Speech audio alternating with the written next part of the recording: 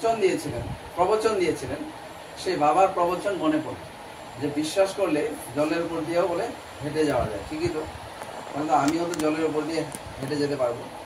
তো সেই মাটি খুব সুন্দরভাবে জলের উপর দিয়ে হেঁটে হেঁটে হেঁটে হেঁটে চলে গেলেন দুধ দিতে, এবং সমস্ত বাড়িতে যে বাড়িগুলোতে দুধ দেওয়ার কথা ছিল সমস্ত বাড়িতে দুধ দিয়ে আবার সেই বাবার কাছে গিয়ে বসলেন।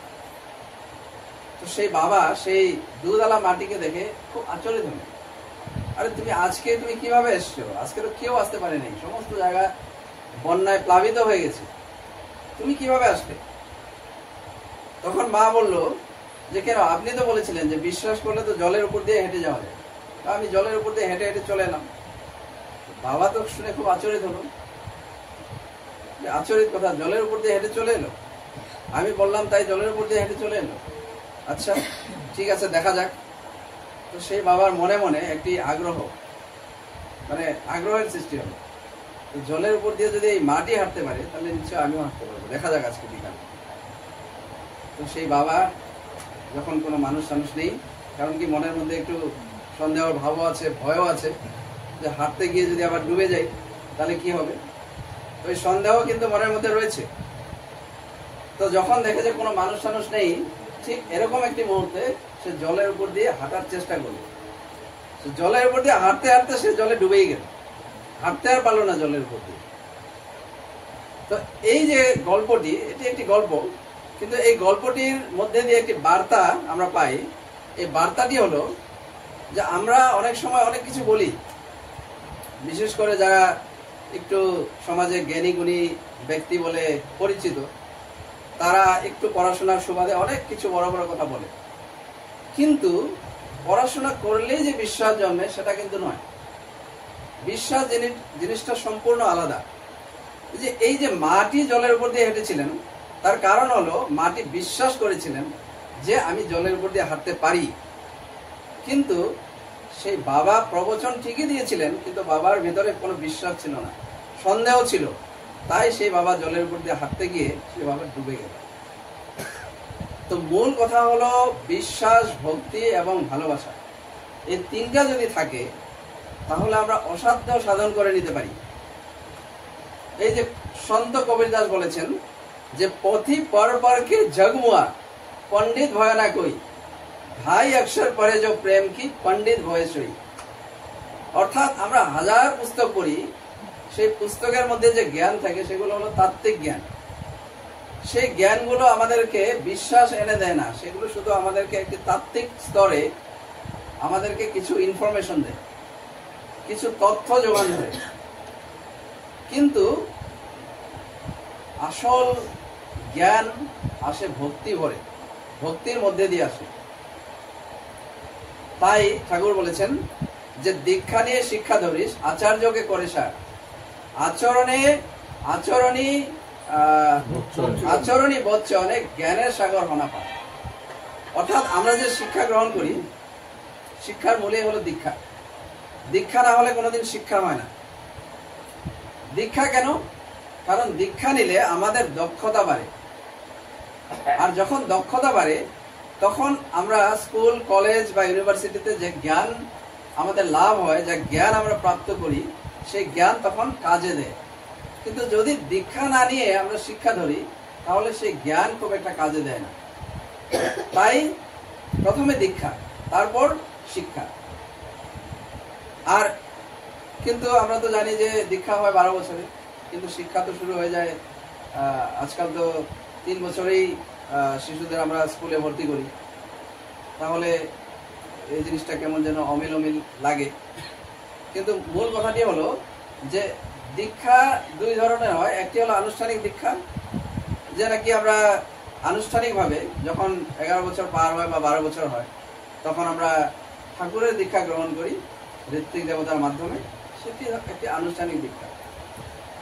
আরেকটি দীক্ষা হলো যে একটি শিশু যখন জন্ম হয় বাড়িতে, তখন থেকে তার অনানুষ্ঠানিক এক ধরনের দীক্ষা বা দক্ষতা অর্জনের যে জার্নি, সেই দক্ষতা অর্জনের জার্নি শুরু হয়ে যায়। সেটা হলো ইনফরমাল, অনানুষ্ঠানিক। অর্থাৎ একটি বাড়িতে যে রকমের পরিবেশ, যে ধরনের পরিবেশ থাকবে, সেই অনুযায়ী সেই শিশুটি বিভিন্ন ধরনের আচার ব্যবহার, চলন ফিরন এইসব আয়ত্ত করবে। এই পরিবেশটি মূল জিনিস একটি শিশুর যে ফাউন্ডেশন। আর আমরা জানি যে স্কুলে পাঠানোর আগে শিশুর যখন ফাউন্ডেশন বাড়িতে মজবুত হয়, তখন তার স্কুলে যাওয়ার পর তার যে পরবর্তী আনুষ্ঠানিক শিক্ষা, সেই শিক্ষা আরো বেশি কাজে দেয়।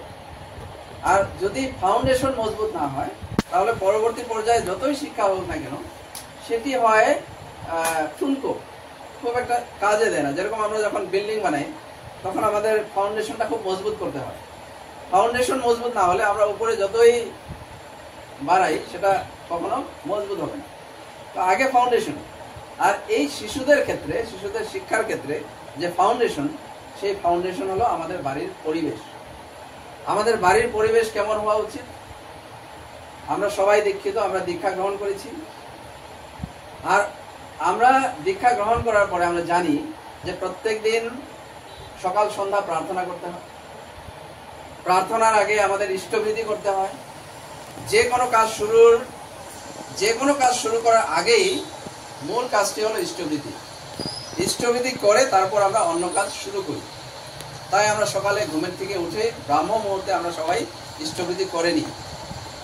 তারপর একটু নাম ধ্যান করি এবং তারপর আমরা যখন সময় হয় প্রার্থনা, তখন আমরা প্রার্থনা করি।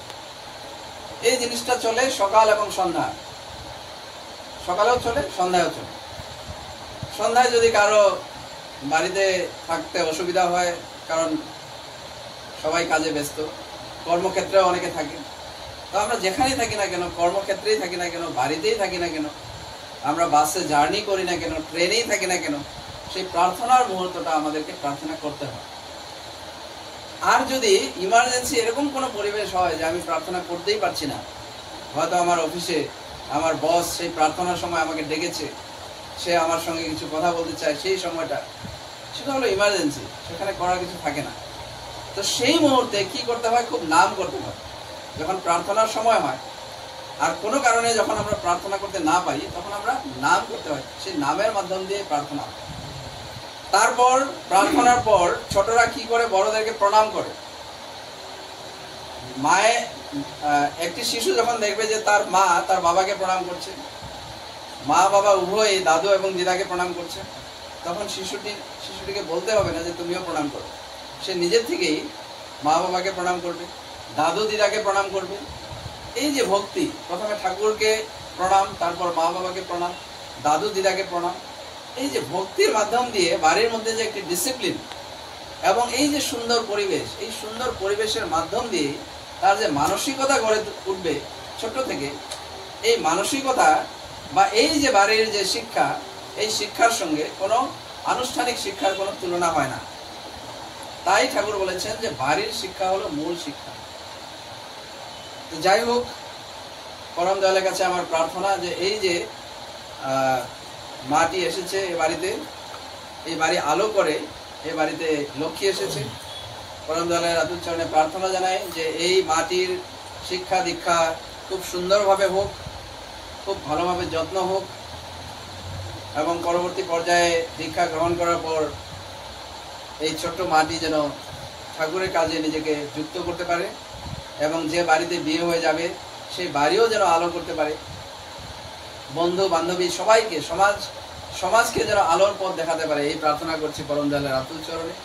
এবং এই ইষ্টপ্রাণ বাড়ির সমস্ত সদস্যদের সর্বাঙ্গীন মঙ্গলের জন্য আমি পরম দয়ালের আতুল চরণে প্রার্থনা জানাই এবং এখানে আমি আমার ইষ্ট প্রসঙ্গ শেষ করছি।